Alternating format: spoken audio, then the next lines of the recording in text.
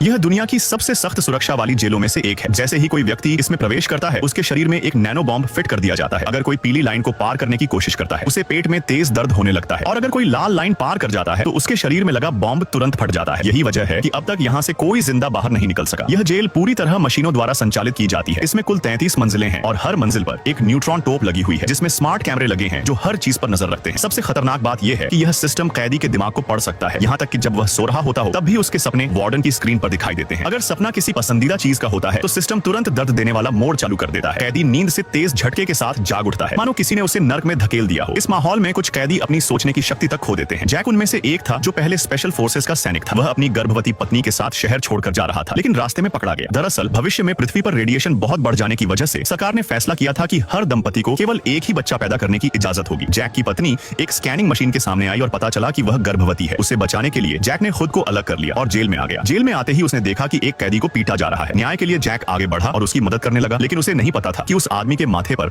8 बिंदुओं वाला टैटू है जो केवल सबसे खतरनाक अपराधियों को दिया जाता है। वह आदमी बहुत ताकतवर था और जैक उसे हरा नहीं सका। शुक्र है कि कैमरे ने सब रिकॉर्ड कर लिया और अलार्म बज उठा। इसके बाद तीनों को लेजर बार वाली एक पिंजरे में बंद कर दिया गया। अगर थोड़ा भी हिले तो लेजर से जल जाए। सिस्टम ने पूछा कि झगड़ा किसने शुरू किया था, लेकिन कोई जवाब नहीं दे रहा था। तब जैक आगे बढ़ा और खुद को दोषी ठहराया। उसे वार्डन के ऑफिस ले जाया गया, जहां उसे पता चला कि उसकी पत्नी को भी इसी दूसरी जेल में रखा गया है। यह सुनकर जैक बेचैन हो गया और अपने साथी से पूछा कि महिलाओं को कहां रखा जाता है। ठीक उसी क्षण वही गुंडा पीछे से अचानक हमला कर उस पर टूट पड़ा और मारने लगा। वार्डन सब देख रहा था लेकिन कुछ नहीं बोला, बल्कि उसने पुल हटा दिया ताकि लड़ाई और भड़क जाए। लेकिन जैक ने उसकी कमजोरी पकड़ ली और उसे हरा दिया। अब वह गुंडा पुल से लटक रहा था और वार्डन ने जैक से कहा कि उसे नीचे फेंक दो। जैक कुछ पल रुका, फिर उसे बचाने की कोशिश करने लगा। यह पहली बार था जब किसी ने वार्डन के आदेश का पालन नहीं किया। वार्डन गुस्से से आग बबूला हो गया और उस कैदी को मारने का ऑर्डर दिया। न्यूट्रॉन तोप से निकली गोली ने उसकी छाती को छलनी कर दिया। उसी पल जैक ने मौका देखकर पास पड़ा एक बॉम्ब छिपा लिया। इसके बाद वार्डन ने जैक को एक ऐसी मशीन से बांध दिया जो 360 डिग्री घूमती थी और उस पर लगातार 3 दिन तक प्रयोग किए गए। इसी बीच वार्डन ने जैक की पत्नी को अपने ऑफिस बुलाया, लेकिन उसने जैक को धोखा नहीं दिया, बल्कि वह जैक की मदद करने का रास्ता ढूंढने लगी। एक दिन उसने एनेस्थेटिक और शराब मिलाकर वार्डन को पिला दी। वार्डन ने फिर जैक के दिमाग को स्कैन किया और उसकी यादों में घुसने लगा। जैक ने सपने में खुद को बचपन में एक गड्ढे में फंसा देखा। फिर उसकी पत्नी गड्ढे के किनारे पर झुककर हाथ बढ़ाती है, लेकिन जैसे ही छोटा जैक उसका हाथ पकड़ता है, जैक हकीकत में जाग जाता है। उसे यकीन हो गया कि उसकी पत्नी अभी जिंदा है और यह उम्मीद उसके जीने का फिर से कारण बन गई। अब कैदी उस बॉम्ब को ध्यान से जांचने लगे जिसे जैक ने चुपके से उठा लिया था। इधर जैक की पत्नी ने वार्डन के कंप्यूटर से जेल का नक्शा निकाला और जॉन को दे दिया। उन्होंने लेजर स्कैनिंग के बीच से निकलने का रास्ता ढूंढ लिया, लेकिन बाहर निकलने का केवल एक ही रास्ता था और वह तब तक बेकार था